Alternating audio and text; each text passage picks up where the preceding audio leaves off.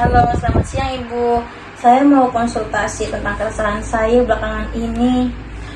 Halo, selamat siang. Kalau boleh tahu, keresahan apa ya yang Mbak Nadia alami?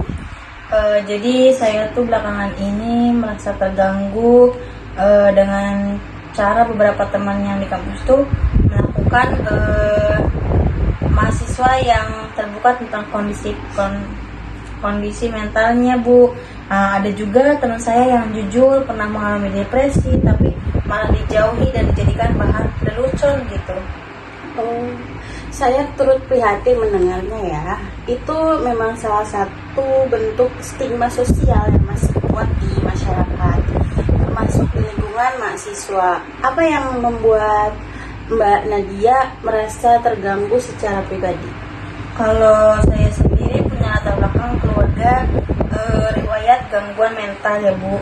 Nah, dan saya juga tahu kalau misalkan sulitnya itu menghadapi kondisi seperti itu, apalagi kalau lingkungannya tidak mendukung. Saya takut suatu saat nanti saya juga mengalami hal yang sama gitu, tapi justru tidak berani terbuka gitu.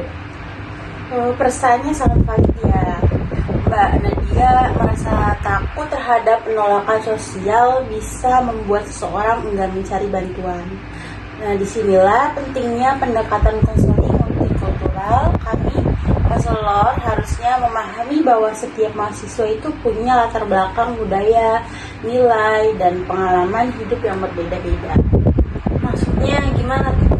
Jadi gini Mbak, artinya itu dalam konseling multikultural, kami itu tidak hanya fokus pada masalah psikologi saja, tapi juga memperhatikan aspek budaya dan sosial yang mempengaruhi cara seseorang memandang masalahnya, termasuk stigma. Dengan begitu, pendekatannya itu bisa lebih empatik dan tepat sasaran, seperti itu Mbak. Berarti bisa membantu mengurangi stigma juga ya, Bu? Betul, konseling ini bukan hanya untuk individu, tapi juga bisa dilakukan dalam bentuk edukasi kelompok.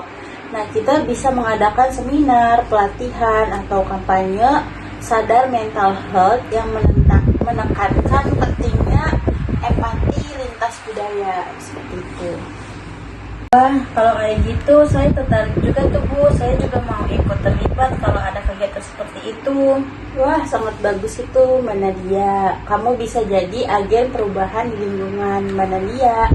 Kita juga bisa mulai dari hal-hal kecil seperti menyampaikan informasi yang benar-benar tentang kesehatan mental kepada teman-teman Mbak Nadia, seperti itu.